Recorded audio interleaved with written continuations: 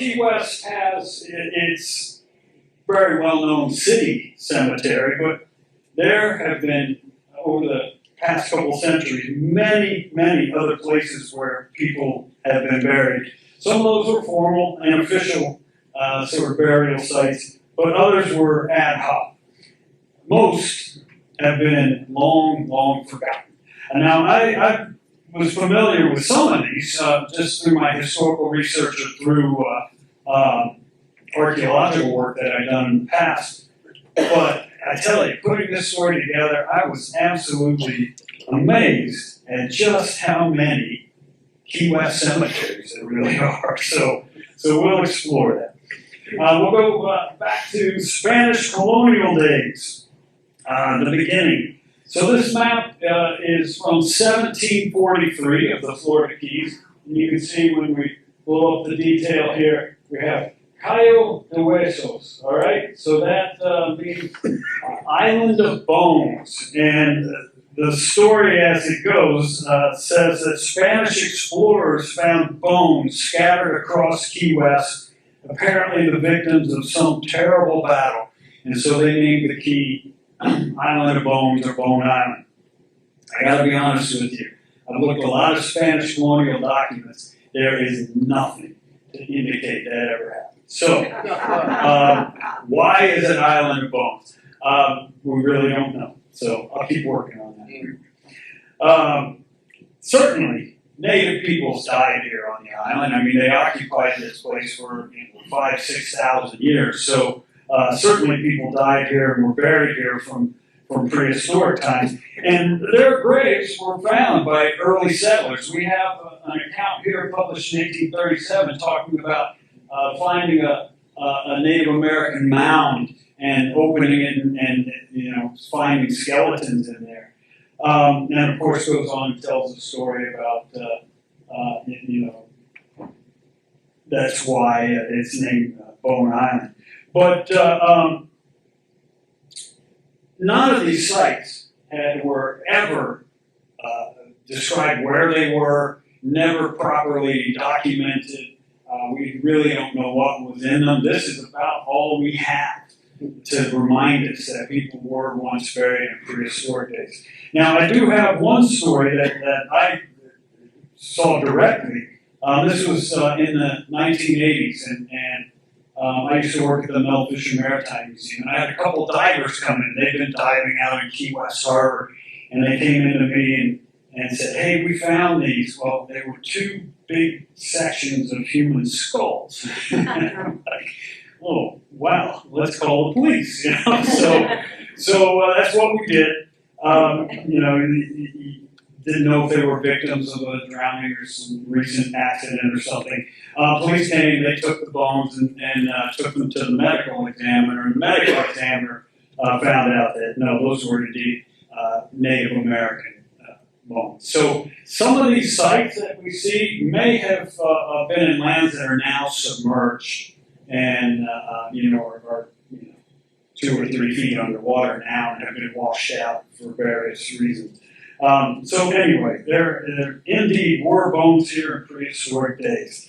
Now, the first cemetery on Key West in the American period was along the western shore. And we see a description by the historian Jefferson Brown, and he said very clearly that it was between Emma Street and the Marine Hospital building. Well, that's pretty easy to find. Now, we see an 1838 drawing of Key West. If you need some orientation, that is Clinton Place right there. The Custom House is there. The Mel Fisher Maritime Museum is there. And this is Front Street leading into Truman Annex, all right? So you see by 1838, he has it labeled as the old graveyard. So it's not being used, but it's still recognized as such. Now it's interesting because over time, this old graveyard has been found. We see again and again, generally through utility work, construction work, bodies being found in that area. Here's one from 1903, 1909, 1937. again and again and again, people were finding skeletons in that Truman Annex, General Truman Annex area. And again in 1988 it happened. And they were putting in water lines or sewer lines for the renovations of the Truman Annex. It being converted from the old Navy base to the residential neighborhood. And lo and behold, found 4 graves in there. Now, I, again, was a part of this. They needed archaeologists to help, and so there were 3 of us that all helped to uncover these graves and figure out what they were. The burials, we learned, were of 4 men between the ages of 20 and 50. The coffins that they were buried in were of different styles. And there were buttons that were found with all of the skeletons. We could tell from the types of buttons and the placement that they were found in that these men were buried in Long John style underwear. One man had Spanish coins on his eyes, and those coins dated from between 1813 and 1833. So with the date of the coins, and the lack of uniformity of the coffins, it suggested that, yes, this site is indeed the early public cemetery and not a military cemetery, which would have had more of a structure, more uniformity to the burials.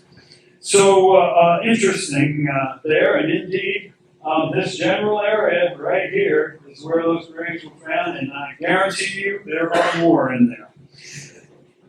Now, in those early days, people were not always buried in the cemetery. This was not a formal city cemetery. And they were kind of buried wherever it was convenient. Here we have an account from 1831, written in the diary of William Hackley, the well-known attorney who lived here in the 1800s. And he wrote of the burial of a man at the southwestern corner of the island, near the lighthouse, about 150 yards east of the lighthouse. This man was buried under some trees. So this is where the lighthouse was, so that burial had to be just right east of that. So you see these sort of ad hoc burials happening as well. Now, in that same year, 1831, the city of Key West, the city council, decided that they wanted to establish a city cemetery. And so they chose a plot of land in Tract 15 of the island. Now, Tract 15 is a small triangular section of land, and it's just west of Whitehead Street. All right, so right here is the southernmost point. Everybody goes and has their picture there. And then Tract 15 here is now part of the Navy base. But that was, in 1831, designated the city cemetery. Now, we'll jump ahead a bit to 1862, and a Civil War soldier stationed here on the island, he encountered this site, and he described the few remaining graves that were there. And sitting there was the headstone of Daniel P. Auger of the U.S. Revenue Cutter Dexter. But you can see, as he describes, the bones had been scattered over the years. Right before the Civil War, they built a railroad that ran from Fort Taylor along that southern shore all the way out to by the airport to the other Martello. And when they built that railroad, they gathered all the bones that they found in this general area and then buried. So interesting story there, about 30 years after that cemetery had been established. Now in 1903, that same site was found again by city workers who were gathering rock to fill roads. As they were getting their rock and their gravel, they encountered a trench of jumbled skeletons. And they were probably those same skeletons that had been collected by the railroad construction workers and buried. Now, he said very clearly that this discovery, and including Daniel Augur's headstone, happened at the middle of United Street near the corner of Thomas. Well, that's pretty wonderful. That's a great description. Now, United and Thomas don't intersect anymore. They used to, but they don't anymore. But it's still easy to plot it out. We see Thomas Street by the entrance to the city pool and United Street there, and a big fat red X there, and almost certainly where that trench of skeleton was found. Probably still there today underneath the asphalt. So this area, not only that trench, but there's probably a few remaining graves in that land as well. So I don't think those people living there know that. And now if we jump back again in time, we see another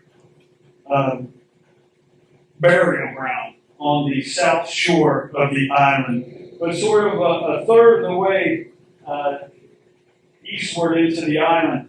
There's a notation on the south shore, and it says burial ground.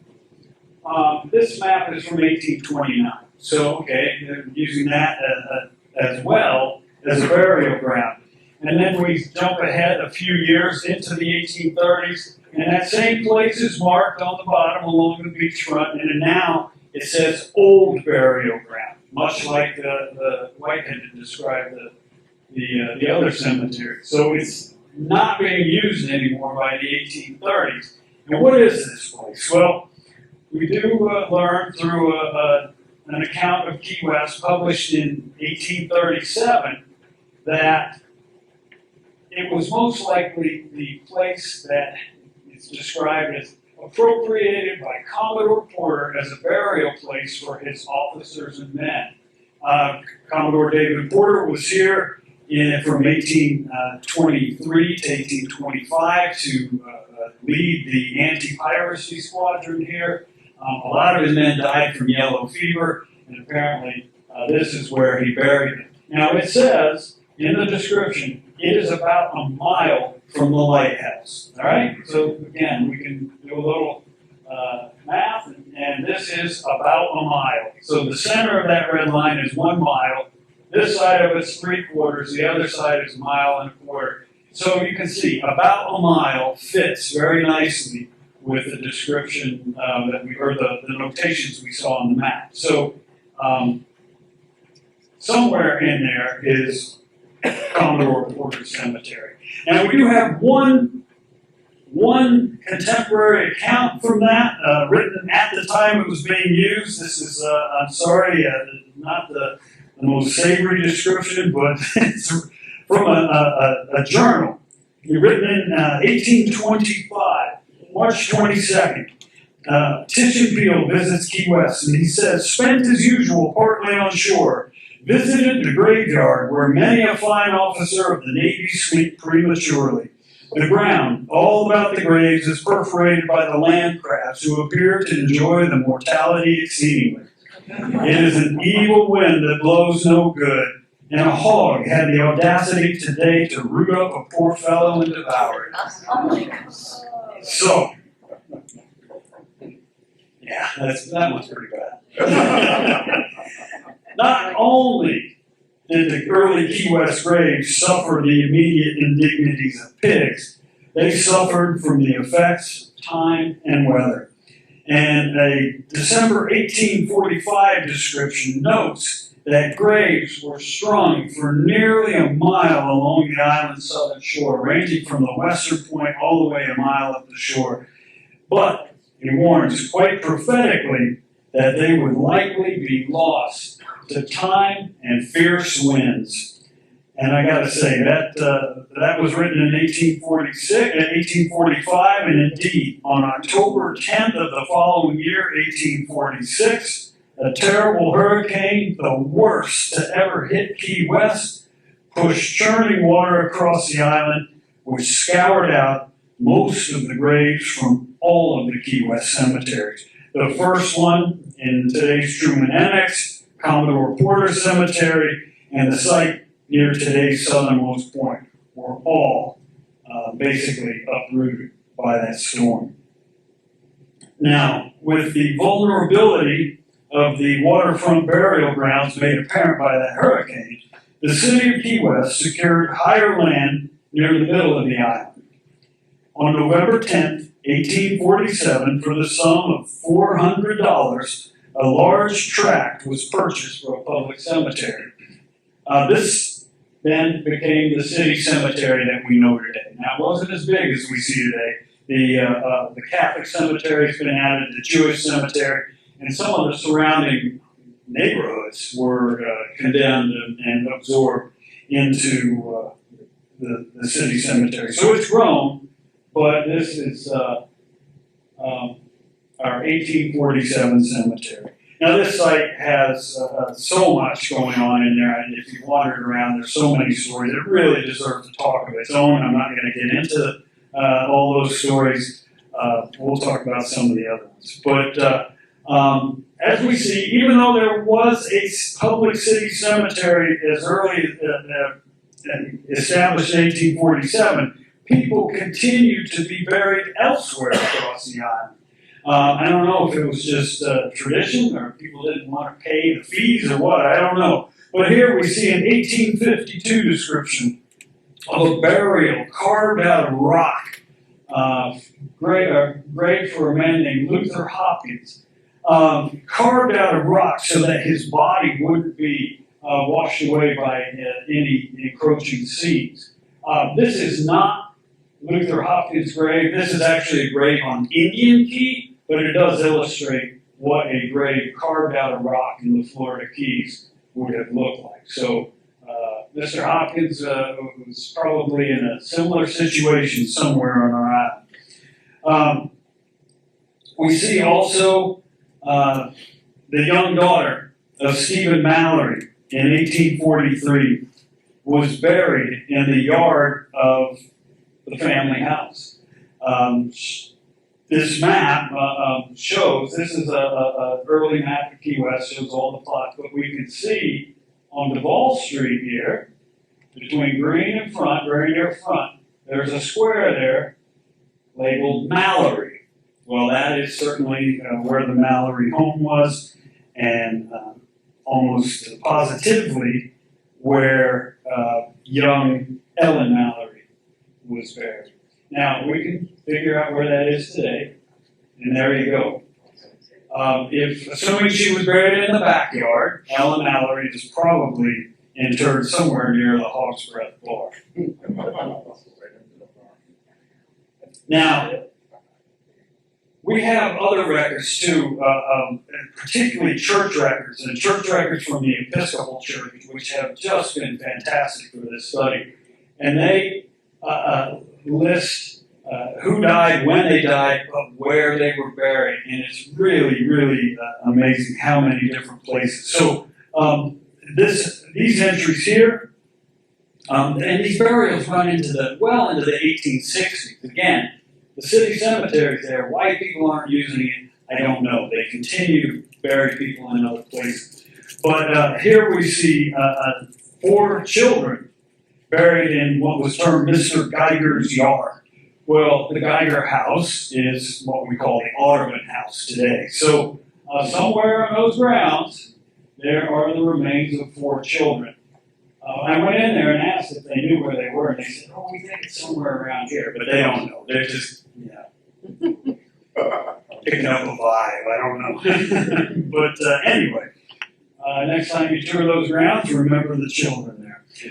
We see another child, baby Kemp, buried in what was termed Mr. Kemp's garden. This undoubtedly refers to Samuel Kemp, and Samuel Kemp's lot was at Simonton and Caroline, where what many of us know as the Cypress House, or now the Ridley House, is located. So again, most likely a baby somewhere in the yard there. Another interesting place that we see again and again is the salt ponds. And we see a number of people buried there. This is the Salt Ponds complex. And what it is, I don't know if any of you are familiar with it, but our salt ponds today, they used to have these dikes set up in these squares you can see here. And they would let seawater flow into those, then cut them off. The seawater would evaporate, and crystal salt would be left behind, and they'd bag that up and they would sell it. And there was a big salt-making business here.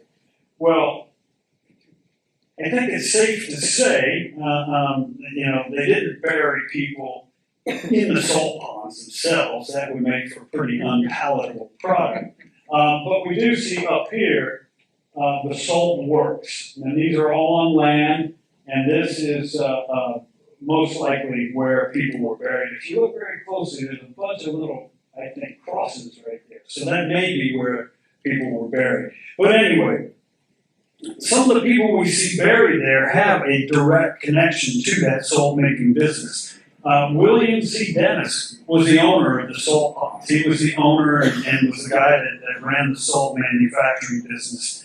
And we see his nephew, Hiram Dennis, buried there. We also see an enslaved person named Casso. Came here sick from Alabama. But that is where William Dennis was from. So that probably indicates that Casso was an enslaved person who Dennis was forcing to work to make salt. When he died, they buried him on the property there. We also see at the bottom Edwin Volker. Now, he was the nephew of our diarist there, William Hackley, but we don't know what his connection was to the salt ponds or why he would have been buried there. Now, it's interesting, again, we can take this map, kind of figure out where it is. If indeed these are where people were buried, that would place them somewhere behind the Comp Plaza Shopping Center, all right? Behind GFS Grocery. So we go back there. It's kind of spooky enough back there without knowing our grave. Anyway, and then we have multiple people buried at what is termed South Beach. Now that does not mean that little beach that is just next to the end of Duval Street, all right? South Beach back then meant the entire southern stretch of Key West. But a lot of people are buried there. Now we see, interestingly, Armando, a servant of William C. Dennis, who was the salt guy. Why he wasn't buried in the salt ponds, we don't know. But everybody else listed is a mariner. Seaman, sailor, seaman, and they're all from somewhere else, New York, East Indies, England, Scotland, Dublin. So I think these people were, somewhere there was a burial spot on the South Beach for sort of lost souls, people that just wound up here that had no connections, no family.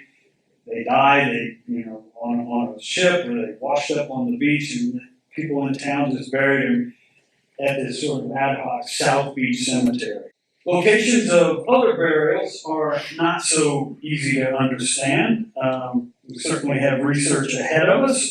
We don't know where Andrew Clapp's garden was. We don't know where John Sigmund lived, or even if he did, what near his house means. We don't know where Mr. B's yard is.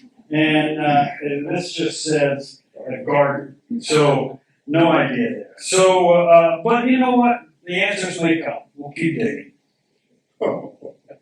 Now, the location of another unidentified cemetery that was ultimately solved through archaeology is that of a group of African refugees who arrived at Key West in 1860. They were on 3 illegal slave ships bound for Cuba, intercepted by the U.S. Navy. Those ships were seized and brought here, and with those ships came 1,432 African refugees. Delivered to the U.S. Marshal here on the island, he had to suddenly take care of them. He built a compound very near Fort Taylor, actually on the same grounds where the original first Key West lighthouse was, on the southwestern corner of the island. Built a barracks, a kitchen, and a hospital for these people. And this is where they then stayed until the U.S. government decided that they would be sent to Liberia. And so for 3 months they lived in this compound until ships came from New York City to pick them up and sail off to Liberia with them. While they were here, nearly 295 of those people died. We know that number. The marshal kept a very strict accounting of who died and who left. But we also have receipts for the burials. And this is a receipt for making coffins and burying 294 deceased African Negroes from the cargoes of the barks and the names of the slave ships. The undertaker charged $1,617 for that. And there's a separate receipt for one more person. So 295 people total. Now, there's also, unfortunately, there is this map which showed us where the salt works was, but it was drawn by the Army Corps of Engineers in 1861, roughly a year after the Africans had been in Key West. And it shows, on the South Shore, an African cemetery. Well, further historical research makes it clear that yes, indeed, that was the African cemetery from 1860. We have some military correspondence reflecting that. So it absolutely happened, and we see it on maps, but is this site a reality? Is there a cemetery somewhere in this area that might still exist and we just don't even know it? So it was pretty simple. So very early Photoshop, circa 2000, and overlaid the map image with an image of Key West, and it showed very clearly that those graves are in what's now Higgs Beach Park. All right, so you can see the park is this area. Here is the West Martello, and the notation for the graves, the X's run through the Martello and out the east side towards the White Street Pier. So that gives a pretty wonderful location as to where they were. Here you see, again, the Martello, and then extending eastward out into the Higgs Beach.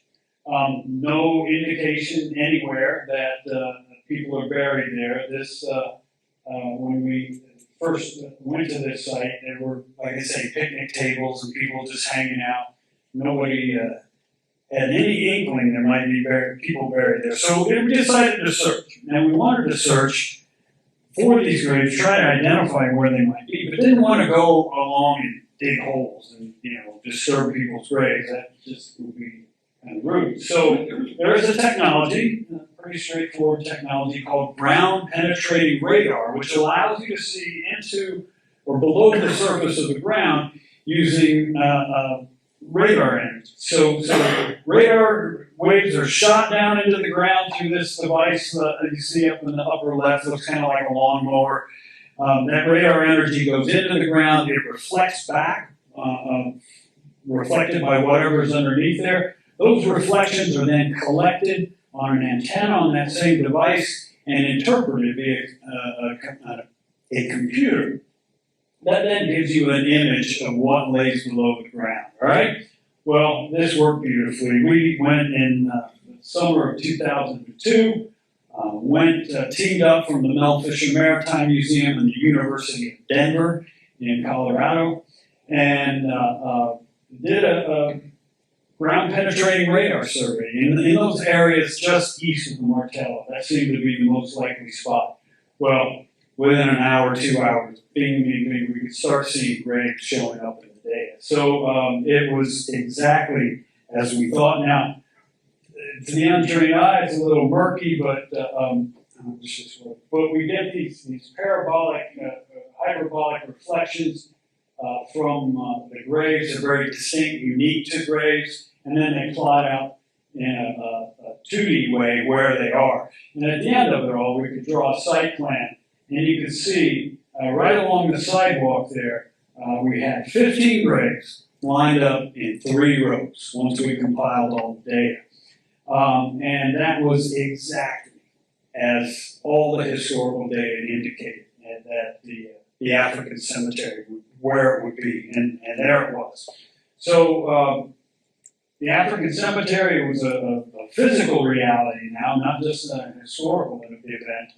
And with some planning and design, eventually a memorial was placed over those graves to not only remember those people, but to protect them from any future storms. Remember the 1846, we didn't want to repeat that. So this is designed to protect, but also to honor and remember. And then, of course, the state marker to tell the story, too. So the 15 people now are remembered, but we have 295 people who died. Where could they have been? Well, again, the historical record makes it quite clear that when the Martello Tower was built, just about a year and a half after those people had been buried, that they were removed. And you can see up there, the graves were opened and the bodies transferred to another locality. And it says, I've been told that the removal of the corpses caused an almost insupportable stench, which infested the locality for some time. So it was a horrible job. And you can imagine these workers that had to dig up 250 plus people and rebury them. Well, that certainly told us, okay, they're not in their original place. Where might they be? So, again, the same team, we organized further searches in the inland areas of the park to the west of the Martello Tower, and began repeating the process with the ground penetrating radar survey. Now, west of the Martello, nothing. Clear sand, there was just nothing there at all. But once we got into the inland areas of the Higgs Beach Park, things really started to change. Multiple graves were found near the fort and many, many more across the street. In what was then the Little Dog Park, graves were just packed in there. It was really stunning how many there were. Many were on top of each other. Some appeared to be in what our GPR expert termed an ossuary pit, which basically means a big hole with a lot of bones in it. So that may have been the reinterment of the Africans. And the plot of all the graves that we identified in that survey, you can see all the red dots show everywhere that we found a grave. Now we have the 15 originals to the east of the Martello, a couple just to the west of the fort in a grassy swale there that probably might mirror the others on the east side, but across the street in what is now an open green space, just loaded with graves, almost too many to count. And so the plot of these graves shows what is, surely some of the Africans are buried there, right? There's no doubt about that. But could this also have been the site of Commodore Porter Cemetery? And could it have been the site of what was termed the South Beach Cemetery? We don't know for sure, but it seems, from what I'm seeing, pretty likely that you have a whole mishmash of people buried in the Higgs Beach Park. And I do want to point out one thing, too. You see, we have graves on the beach side of the road, on both sides, and we have graves on the other side. Now, we could not, our radar could not read through the asphalt, could not read through the concrete. So if that road is ever moved, if the sidewalks are ever moved, I guarantee you there are going to be other people found in there. Absolutely. Just a stunning discovery. So I encourage you to go down there and take a look at that. Now, another Key West cemetery is the Post Cemetery, associated with the U.S. Army barracks on White Street. This lot was for military personnel, chiefly Army men, who died on the island from the 1830s up into the 1920s. And you see this list along the side of the image there. That is from a newspaper, Key West newspaper, published in September of 1862. Those are all U.S. Army soldiers who died primarily of yellow fever within about a 2-week period. So you can see yellow fever was a big, big killer of the troops down here in the Civil War period particularly. And so those graves, those are their graves right there. Now, in February of 1927, the Army decided to abandon this cemetery. And they sent a team down, and 468 graves were removed and transferred to Fort Barrancas in Pensacola and reburied there. But the site on White Street is still fenced off, and it's still recognized as a cemetery. Well, why is that? Well, the transfer of those people was a terribly confused affair. They exhumed them, they put them on the ship, and they promptly couldn't tell who was who. Somebody botched the job badly. By the time they arrived in Pensacola, over half of those people could not be identified, and they are now in sort of just an unknown soldier type graves up there. So that was one issue, but my predecessor and more recent archaeological research supports this, Tom Hambright. He said, you know, there were family members buried in there too, wives, children, and he also has identified 3 black Buffalo soldiers who died in the Spanish-American War who were buried in there and were not removed to Fort Barrancas. So this ground, I get people kind of saying, why can't we use that as a, for something? Well, it is absolutely a cemetery. And again, ground penetrating radar in more recent times has affirmed that. So, another place. Now, most of our older churches have cemeteries on site. Here we see the St. Mary's has about 20 nuns buried next to the grotto. You can easily walk up there and see that cemetery. St. Paul's Episcopal Church holds graves dating from the 1800s. Unfortunately, their exact locations aren't known. They're under the church somewhere, but nobody knows exactly where.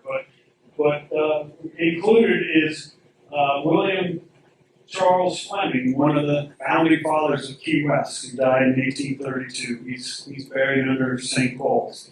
Now, in the back of St. Paul's, there is an active cemetery site. This is designed to house the remains of parishioners there. So, I've been to a couple funerals back there myself.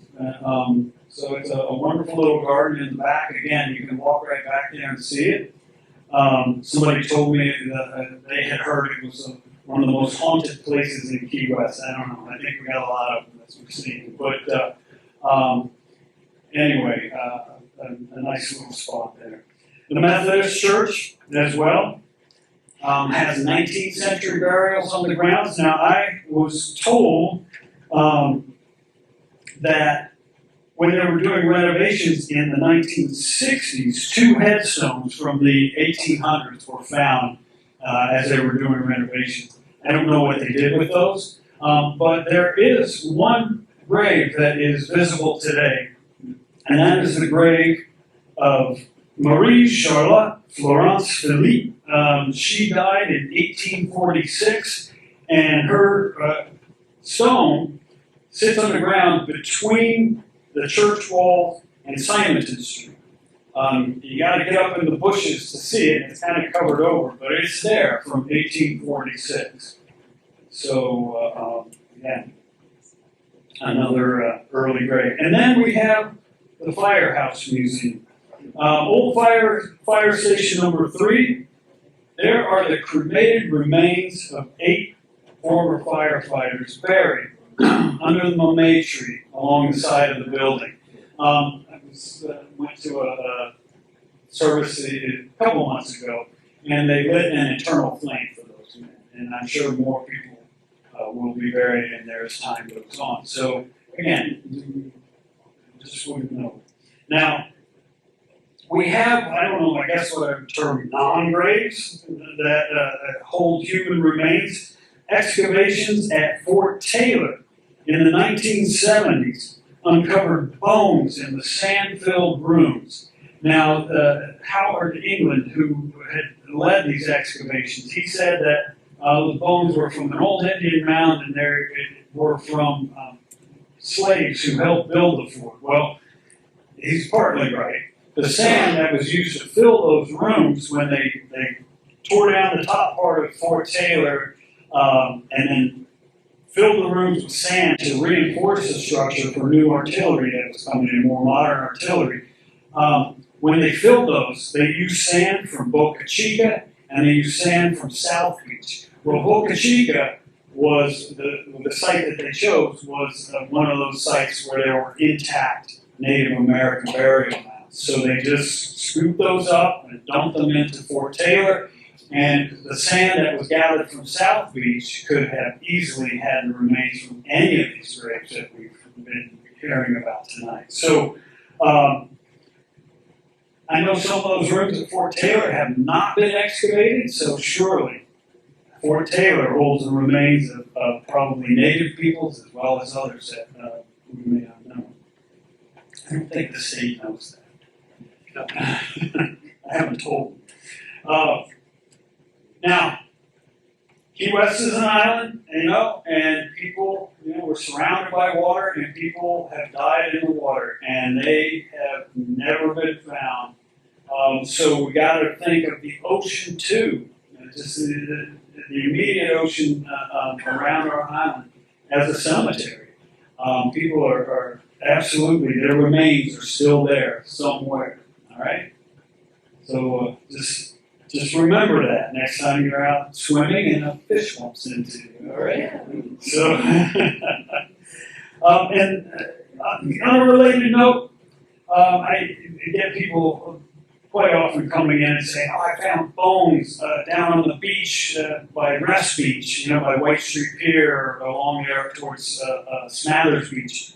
Well, no, those bones are not human bones, all right? Those bones absolutely all come from what was a slaughterhouse that was just east of the White Street Pier, what's today the White Street Pier. Back then it wasn't there.